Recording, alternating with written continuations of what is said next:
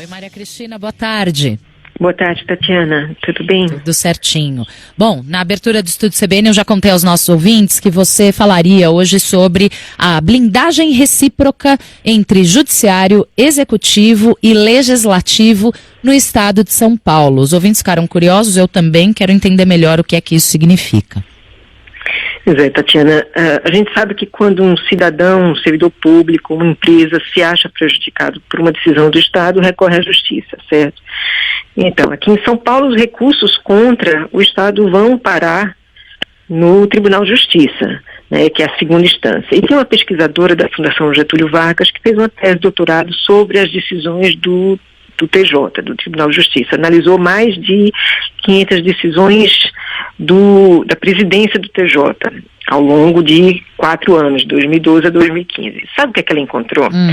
Ela encontrou que uma das principais conclusões é que os desembargadores são muito compreensivos com o governador do Estado. Eles tendem a rejeitar esses recursos, a acatar os recursos do governador do Estado contra essas pessoas, esses servidores, essas empresas que acionam o Estado. Por exemplo, toda penitenciária tem tuberculose, né? Então, os médicos recomendam banho quente. A Defensoria Pública, com base nesses pareceres, entra com a ação para pedir que seja instalado chuveiro que dê conta, pelo menos, desses doentes. Um banho quente, principalmente no inverno, né? Senão esses tuberculosos podem piorar. Então, o TJ rejeitou uma ação nesse sentido, né? Então, não precisa ter banho quente, porque isso custa muito para o Estado. Só tem uma situação em que o Estado é derrotado 100% das vezes, quando questiona a aplicação do teto remuneratório do serviço público, ou seja, do teto do Supremo Tribunal Federal, que deveria ser para todas as carreiras. Então, quando o governador questiona que não quer pagar acima desse teto, ele é derrotado, especialmente quando diz respeito às carreiras do judiciário, que são as mais bem pagas do Estado. Quer dizer que o TJ legisla para ele, nesse caso? Tudo indica que sim, né, Tatiana? Se fosse possível escarafunchar a folha salarial do Judiciário Paulista, a gente podia afirmar isso com todas as letras. Ela tentou abrir a caixa preta da toga paulista, enfrentou grandes dificuldades, mas conseguiu saber duas coisas. A primeira é que a média, não estamos falando aqui de teto, estamos falando da média da remuneração do judiciário no Estado é de R$ 45.906. Quase 46 mil acima do teto. Já é acima do teto, já temos aí 11 mil acima do teto, isto é a média. A segunda é que o governador ganhou da Assembleia a liberdade de requisitar suplementações orçamentárias que apenas no ano de 2015 resultou em 4 acréscimos das verbas do Tribunal de Justiça do Estado. E são acréscimos para quê? São acréscimos para um fundo especial de despesas que é destinado a uma série de penduricários, como auxílio alimentação, auxílio creche, auxílio funeral, auxílio de tudo. A Assembleia parece boazinha, né, com o Judiciário?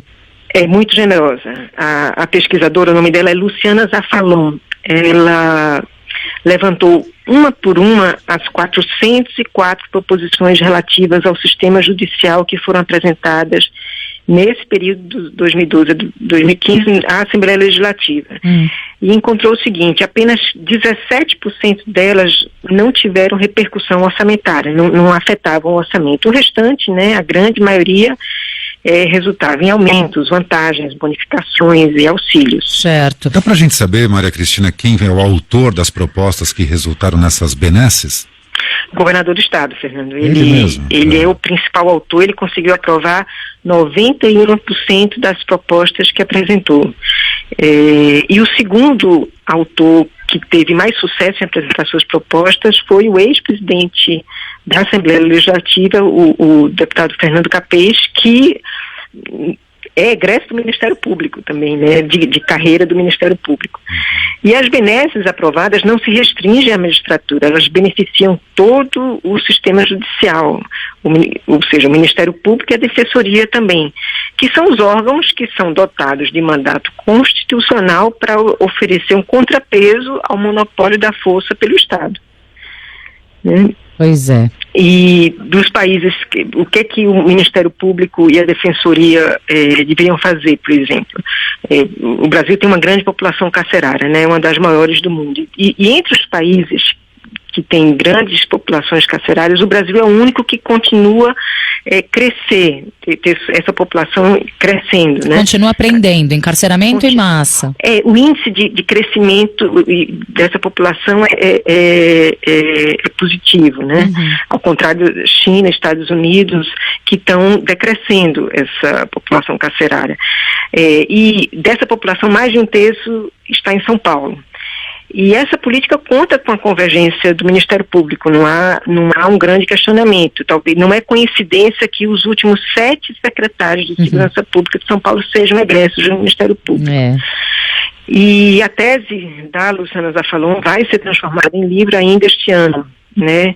E é um trabalho muito importante, porque é um embrincamento que ela mapeia, né, muito rigoroso, muito minucioso.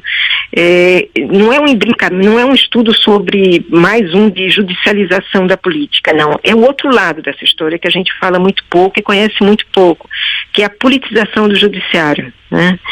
E o que é muito interessante na tese dela é que ela consegue demonstrar como a elite judiciária de São Paulo, ao mesmo tempo em que blinda a política de segurança pública do Executivo, tem garantido uma política remuneratória que se vale de subterfúgios para extrapolar o teto constitucional, né?